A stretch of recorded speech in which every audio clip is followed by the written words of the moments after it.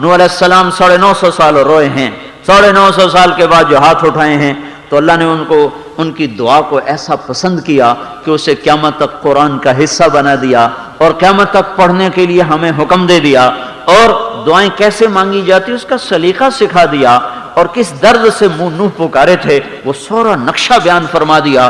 950 سال پھر 3 نسلیں ختم ہو گئی، پتہ نہیں کتنی نسلیں ختم ہو گئیں۔ نوح علیہ السلام کی عمر زیادہ تھی، عام لوگوں کی عمر اتنی نہیں تھی اس وقت بھی۔ پوتے پڑ پوتے کفر پہ چلتے چلے گئے، آخر تھک کر کہا رب انی دعوت قومی لیلا ونہارا فلم یزدہم دعائی الا فرارا وانی کلما دعوتہم لتغفر لہم جعلوا اصابعہم فی آذانہم واستغشوا ثیابہم وأصروا واستكبروا استكبارا ثم إني دعوتهم جهارا ثم إني أعلنت لهم وأسررت لهم إسرارا فقلت استغفروا ربكم إنه كان غفارا يرسل السماء عليكم مدرارا ويمددكم بأموال وبنين ويجعل لكم جنات ويجعل لكم أنهارا ما لكم لا ترجون لله وقارا وقد خلقكم أطوارا ألم تروا كيف خلق الله 7 سماوات طباقا وجعل القمر فيهن نورا وجعل الشمس سراجا والله أنبتكم من الأرض نباتا ثم يعيدكم فيها ويخرجكم إخراجا والله جعل لكم الأرض بساطا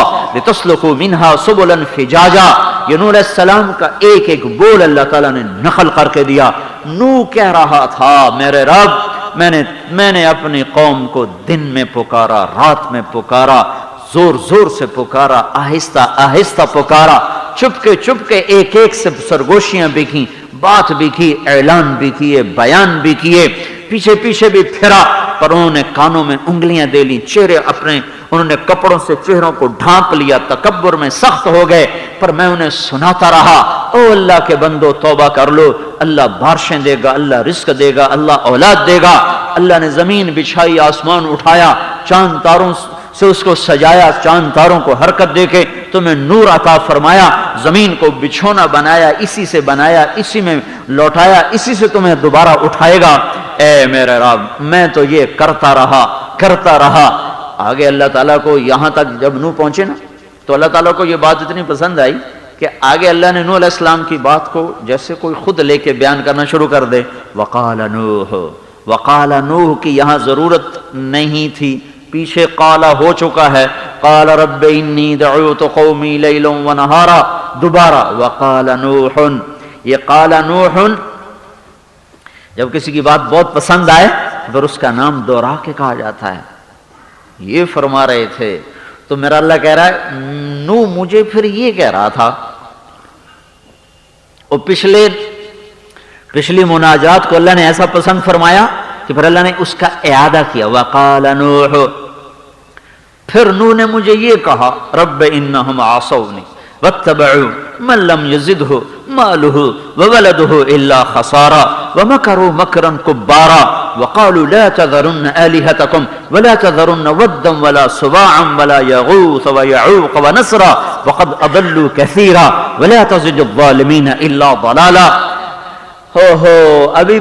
ابھی اصل بات نہیں مانگی، مانگنا چاہتے ہیں ان کو ختم کر دے، یہ مانگنا چاہتے ہیں، لیکن یہ اس تمہید نے اللہ کی رحمت کو ایسا جوش دیا کہ نوح علیہ السلام کے مانگنے سے پہلے ہی اللہ تعالیٰ نے اعلان کر دیا کہ جو تو مانگ رہا ہے میں پہلے قبول کر رہا ہوں، جو تو کہنے والا ہے میں پہلے قبول کر رہا ہوں۔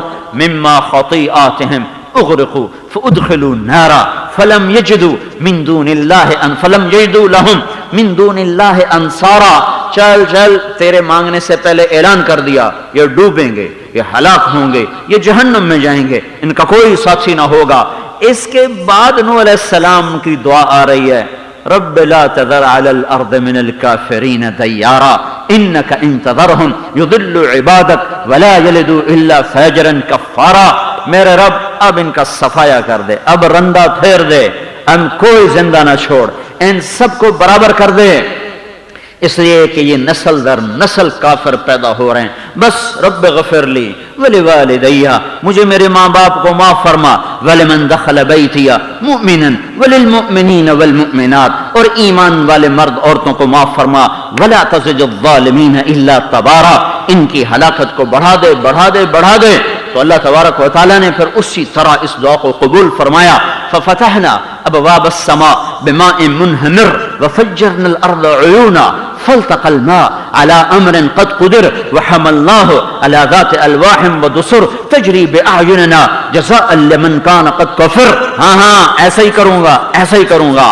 آسمان کے دروازے کھول دیے، زمین کے چشمے ابلنے لگے، زمین ابلنے لگی، آسمان برسنے لگا، زمین کا پانی ابل رہا ہے، آسمان برس رہا ہے، بچہ بھی سامنے جا رہا ہے۔ فحال بینہم الموج فکان من المغرقین واستوت علی الجودی، وہ جودی پہاڑ پہ جا رہی ہے، وہی تجری بہم فی موج کالجبال، پھر اللہ تعالیٰ نے پانی کو اٹھایا اور طوفانی موجیں بلند ہوئیں اور ایمان والے بیٹھے، اور ایک ایک جوڑا اللہ تعالیٰ نے کہا تھا بٹھا لو، ساری کائنات کے جانور نہیں جو میسر موجود، یہ نہیں کہ ساری دنیا کے جوڑے جو میسر موجود تھے۔ اتنی بڑی کشتی کون بناتا؟ اتنی بڑی کشتی کہاں سے بنتی؟ جو موجود ہیں اس کا ایک ایک جوڑا اٹھا لے۔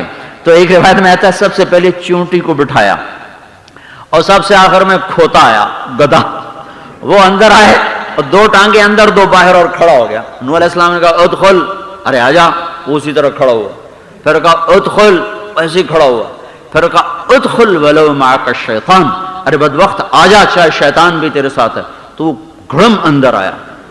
تو نوح علیہ السلام نے کہا ارے یہ کیا چکر ہے؟ کہا جی شیطان میری دم پکڑ کے کھڑا تھا، اندر نہیں آنے دے رہا تھا، جب آپ نے غصے میں کہہ دیا آجا چاہے شیطان بھی ہے تو اب وہ بھی اندر آ چکا ہے، اس کو بھی تو اللہ نے بچانا تھا، اور کہیں جائے پناہ نہ تھی اس دن کشتی کے سوا، کوئی نہیں بچ سکتا تھا کشتی کے سوا۔ نوح علیہ السلام کہنے کہ یا اللہ یہ تو کہہ رہا جوڑا جوڑا، یہ تو شیر کھا جائے گا گائے کو، بھیڑیا کھا جائے گا بکری کو، بلی کھا جائے گی چوہے کو، تو ان کی نسل کا کیا بنے گا؟ تو اللہ تعالیٰ نے فرمایا من القی بینہم العداوۃ یا نوح، نوح یہ بتا، یہ بلی کو کون بتاتا ہے کہ چوہا تیری غذا ہے؟